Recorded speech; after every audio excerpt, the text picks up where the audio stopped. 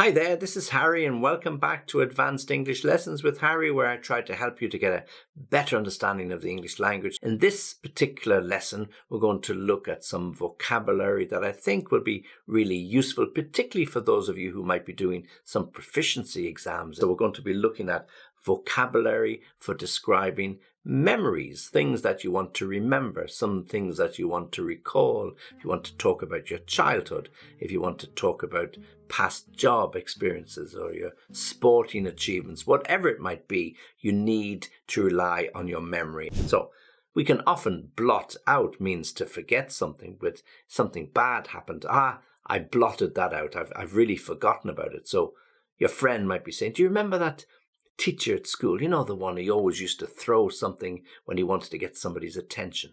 He didn't really like you. I've blotted it out. I've blocked it. I mean, I don't try to think about the bad things. So, I haven't thought about him really until you mentioned it. I blotted it out. I blocked it in my mind. So when you blot out something, you try to blank or forget and not remember something. You do it deliberately. Evoke. Well, to evoke something, somebody says something which reminds you, which evokes memories. So again, when this school friend tells you about the teacher or reminds you about the teacher who used to be a little bit aggressive or physical, it evokes memories, bad memories of things that happened. And then it comes back to you. Said, oh yeah, I remember the time when he hit me on the head with the ruler or he threw something at me. Yeah, so you can, it evokes memories. So when we evoke something, we recall perhaps something bad, not always, but perhaps something bad that happened. You could be talking about changing jobs and it evokes memories of, past experiences, good or bad, that you had, perhaps a few interviews that didn't quite go well or some exams that didn't quite go well and maybe you scraped through or you didn't get the results that you had intended or had hoped to get. To evoke. Recall. Well, recall is all about memory. When we recall situations, we recall events. We recall means we bring back memories. To recall. Oh yeah, I recall meeting him many, many years ago. Or I can recall the first time I met him or the first time I went to that school. Memories come back to us. Remind. Well, we can remind ourselves to do something tomorrow. We can remind ourselves to do something next week. We can remind our kids not to forget their grandmother's birthday or their grandfather's birthday. So we can give somebody a little bit of a prompt. Or something can remind you of something. Yeah, so, talking to your friends, meeting them after a number of years reminds you of the good old days, reminds you of the good fun you had at school, reminds you of the times when you played football together, it reminds you of the time when you got into trouble taking apples from the orchard. Yeah, so all of these little memories that you can bring back. Something happens, somebody says something that reminds you of a particular event. To reminisce. Well, when we reminisce, we sit back and we think and we talk about the good old times or the bad old times. Yeah, so we reminisce over a beer with our friends. People like to reminisce because it's good. You can remember really happy times, about holidays, sporting events, the life of your children. So to reminisce is to recall or remember particular events in your life that make you feel good. We reminisce. It's good to sit back and reminisce about the old days, the old times. Yeah, some people don't like it. They think you shouldn't live in the past. And of course, they're right. You can't live in the past, but you can remember the past because lots of things happened. And as you get older, you have lots of experiences. You build up this library of events in your life and you can recall them from time to time. To reminisce. And as always, if you do really, really enjoy this particular lesson, then like the video, okay? And if you can, please subscribe to the channel because it really, really helps. Suppress.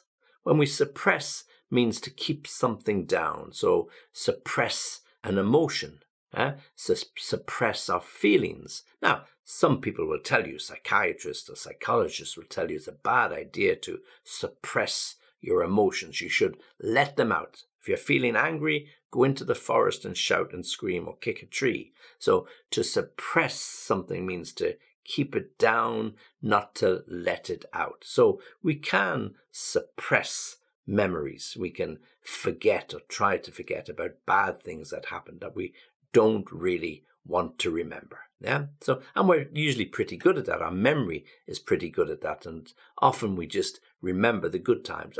Summers used to be much better when I was a kid. Yeah, well, of course, you probably do remember the good times when you were swimming and you playing football and doing other things. And you forget all the wet, rainy days that you had and the bad times, because our memory naturally suppresses those bad thoughts or bad emotions or bad feelings, to suppress, to keep down. Come back. Well, memories can come back to us with a little bit of a jog. We jog our memories, meaning we give it a little bit of a gentle shake. That could be, metaphorically, somebody starts talking about something. He says, yeah, it's coming back to me now. That guy, I remember that guy, or remember that girl. Oh, yeah, she was beautiful. I really fancied her. Yeah. So something comes back to us. We recall it. Somebody mentions something that leads to another point. And then, yes, these memories, these pictures, these images come back to us, come flooding back. If they come back to you in lots of amounts, lots of images, and you start then reminiscing quite freely, to come back. Now, to the nouns. Everything we have is stored in our mind, We remember things in our memory, the mind, sometimes we have a good memory, Sometimes it's on our mind. We can have something that we want to talk about to people, and we say, I've had something on my mind for a few days and I want to talk to you about it. And what was it? I had something on my mind to tell you. Oh, I've forgotten. I'll remember it later and I'll talk to you about it then. So it can be on your mind, You could ask somebody the question, do you have something on your mind? You look as if you have something on your mind. You look as if there's something you want to talk about. Nostalgia, well, this is the noun about those old days, the things that we like to remember from the past. Nostalgia.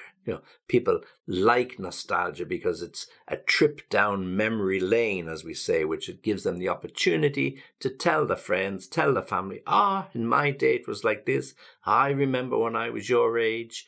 I remember the first job. I remember that summer. I remember the first trips. That's a bit of nostalgia. It's the way to recall the past, the good times. Okay, so old people, of course, they like a bit of nostalgia because perhaps they don't get the opportunity to have those sort of experiences now, and all they've got are memories. So a trip down memory lane is really, really good. And unfortunately, if you're the grandson or the granddaughter, you got to listen to granddad or your grandmother because, they want to do it. And it can be fun. So a little bit of nostalgia.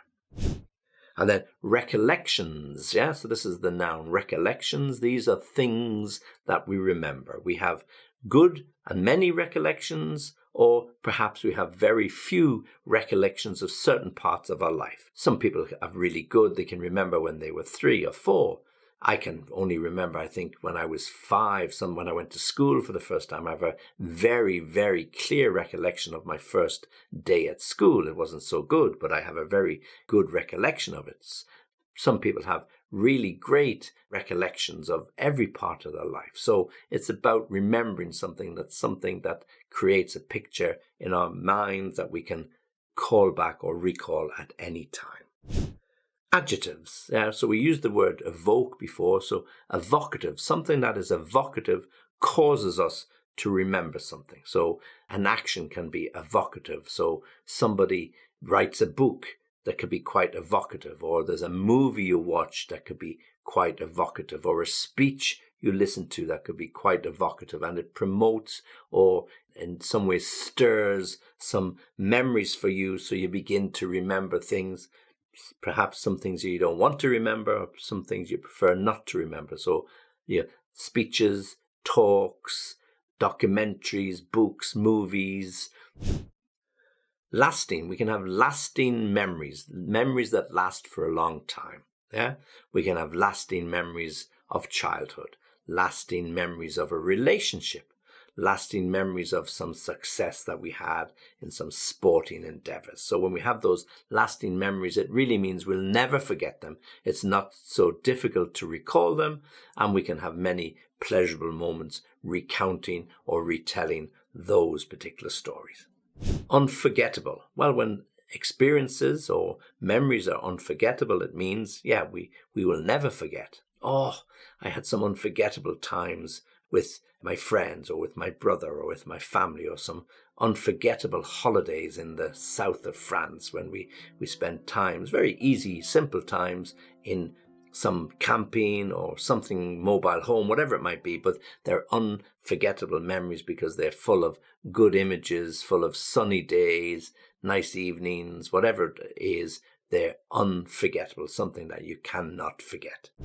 And then finally, fond memories. So when we have fond memories, memories that we are very fond of, that we like. So fond is sort of a bit like love. It's not as strong, but we've fond memories of a friend, fond memories of our first pet, fond memories of spending summer weeks or months with our grandparents, perhaps when we were sent out of the city to the country life, and we have fond memories of that time, helping grandmother, helping grandfather, whatever we were doing. Fond memories meaning good, nice, bright occasions that we can remember. And then we have this expression, to bring back memories. Well, what brings back memories? Actions. Talking to people brings back memories. Sitting and pondering or thinking about the old days brings back memories. So lots of things bring back memories. We need, as we said before, a little jog, a little push, something to remind us, something that kick-starts the memory. Other people talking about their life, then you start thinking about yours, and it brings back memories. Some cases brings back sad memories. Hopefully for you, it brings back happy memories. Okay, so these are all vocabulary that we use, advanced English vocabulary for describing memories. And particularly if you're going to get ready, as I said, for some proficiency exam, these are words and expressions that you can use. So we've got verbs: to blot out, to evoke, recall, remind, all with to recall, to remind, reminisce, suppress, come back.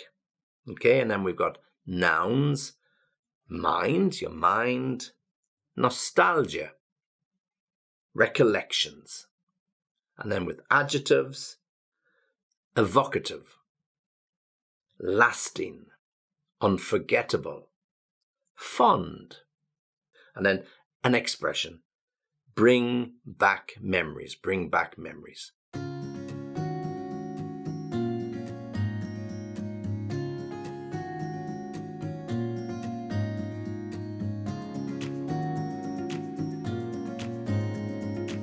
It can be really, really important for all of us, and any of you out there, whatever you're doing, but particularly if you're thinking of doing or are about to do some proficiency test in English, you'd really need to have good vocabulary and know how to use these verbs, these adjectives, and these nouns, particularly when you're writing, so you can avoid repetition. It's really important not to repeat the same word over and over again. Try to practice them in your writing. If you need some more, if you need some examples, come back to me and let me know, and I'll try to help you. As always, I appreciate you listening and watching, and join me again soon.